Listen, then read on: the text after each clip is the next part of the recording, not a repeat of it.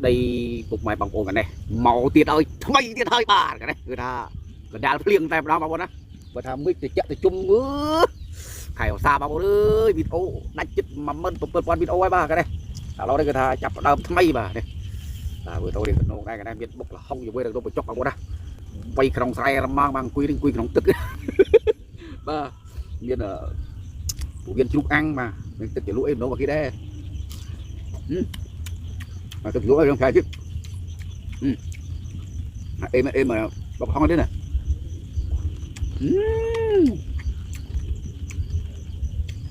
rồi rồi mà nè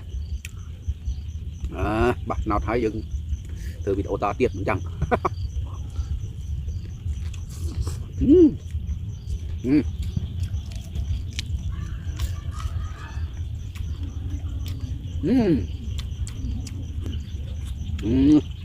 em mà con mình đây đấy mà này làm hút thu đã hai tích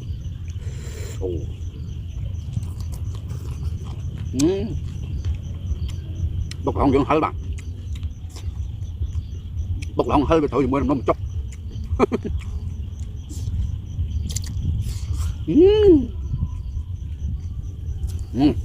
em em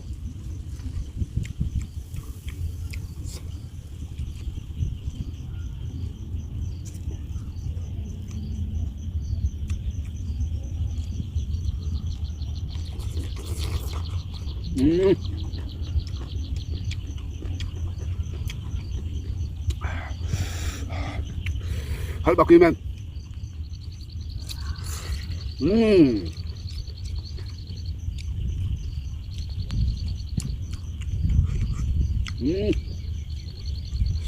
đặt chút ăn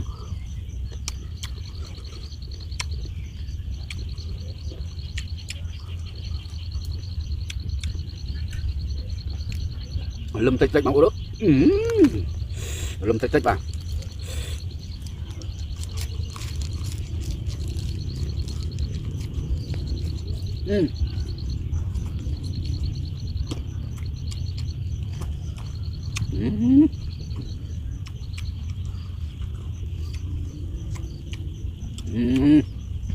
người ta bị dương mình hốt mình nó sang hơi mấy cái sang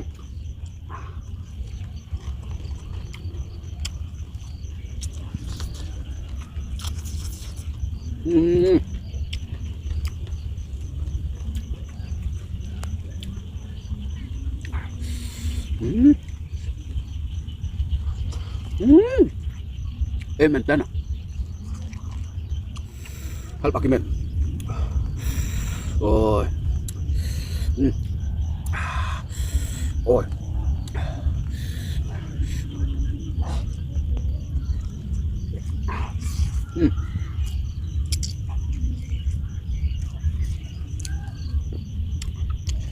em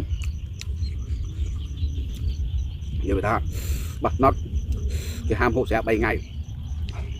hôm ai neo là hân vinh hôm còn đăng cái hộp sẽ thế này rau khi bà có bà thọt bị ô của bạn này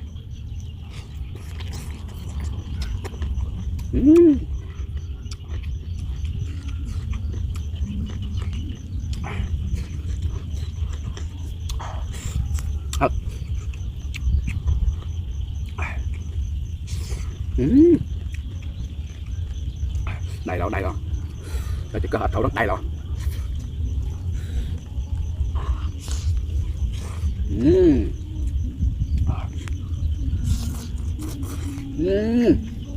em nằm bằng một đôi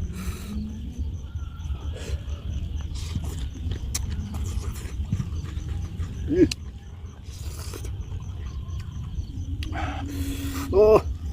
thôi làm đi bằng một mưa làm tí hết đâu làm ho mà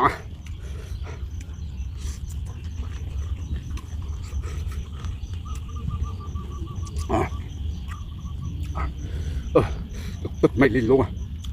à bốc lòng cha tiếp đọc bye bye Hà La luôn ơi.